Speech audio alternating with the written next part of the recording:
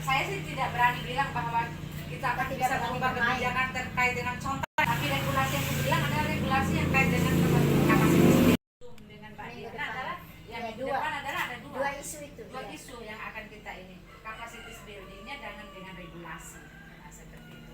Terlepas nanti apakah kita akan mencari, tentu regulasi ini kan banyak. Regulasi terkait dengan sistem pencontorengan atau pencoblosan, tapi regulasi yang berkenaan dengan pendidikan politik misalnya. Itu biasanya kan banyak tuh yang bermain di ranah-ranah ini seperti KPI juga dia bermain di sini, terutama untuk kecerdasan pemilih ya, seperti itu. Nah, terus ada penguatan ekonomi perempuan, khusus perempuan. Ini dari Mbak Diana juga. Ekonomi perempuan, terus apa satu ya? Anti radikalisme. Dan penguatan ekonomi lokal. Ini karena lain daripada yang kita bicarakan di Pemda kemarin.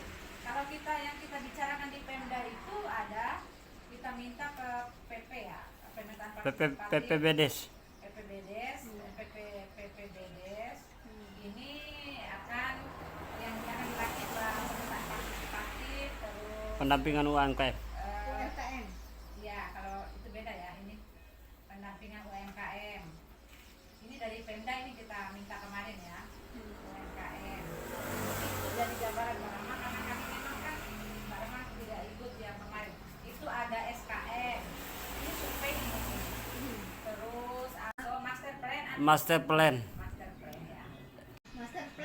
Master plan 17 spot wisata. Ya. Sinergi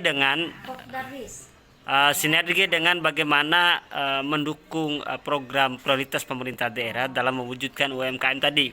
Jadi orientasinya ke sana dia. Baranusa ini kan memiliki bidang advokasi, divisi advokasi, cukup relevan menurut saya. Tapi sebelumnya Baranusa pernah bermain dengan pemetaan tentang survei tentang pemilu, gitu kan? Jadi tidak nol-nol amat sih menurut saya. Cuman sembari kita menunggu program ini klik, kita perlu ada penguatan internal. Dan ini jelas sih sebenarnya bahwa kita yang ada di Baranusa, nah poin pentingnya bahwa kita menyadari bahwa kita masih punya banyak kekurangan kaitan dengan persoalan regulasi, ya. Yang artinya bahwa ini sebenarnya sudah dijawab. Juga telah ini mendesain nih beberapa muatan-muatan yang berkenaan dengan regulasi. Nah, sehingga teman-temannya juga pun selain memperoleh dari pendidikan dari Mbak Diana juga memperoleh beberapa informasi-informasi yang berkenaan dengan regulasi tadi. Dan di sini tentunya kan sinergi dengan apa yang menjadi visi daripada Baranusa agar bagaimana ke depan bisa berintegrasi dengan pemerintah daerah maupun pusat. Jadi intinya bahwa teman-teman ini feel-nya kemana gitu, dan tentunya kita juga tidak bisa kecolongan. Makanya tadi loker kita selain melihat daripada CV ya, dari CV pengalaman-pengalaman yang dialami oleh kawan-kawan ini, juga kita akan melakukan tindak lanjut, yaitu kita melakukan tes tertulis, tes wawancara untuk menguatkan. Nah, sehingga anggota ini klopnya gimana? Tapi tidak juga menutup kemungkinan untuk Baranusa menampung semua calon tim ini untuk berada. Walaupun sembari dia menunggu program, nanti kan Baranusa yang akan menetapkan ini, dia main di mana.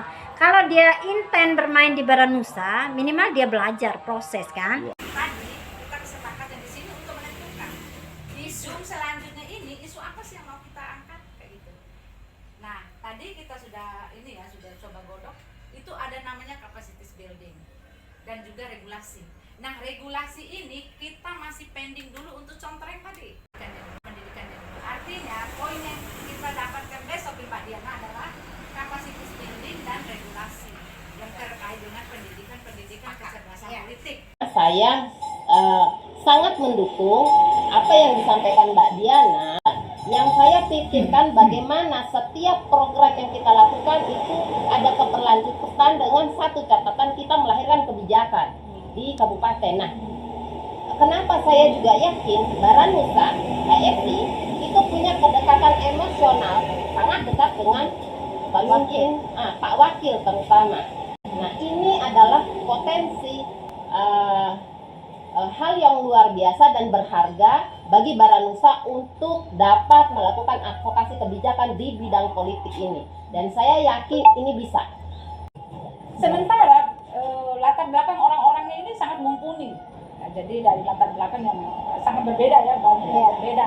Variatif. Nah, sangat variatif.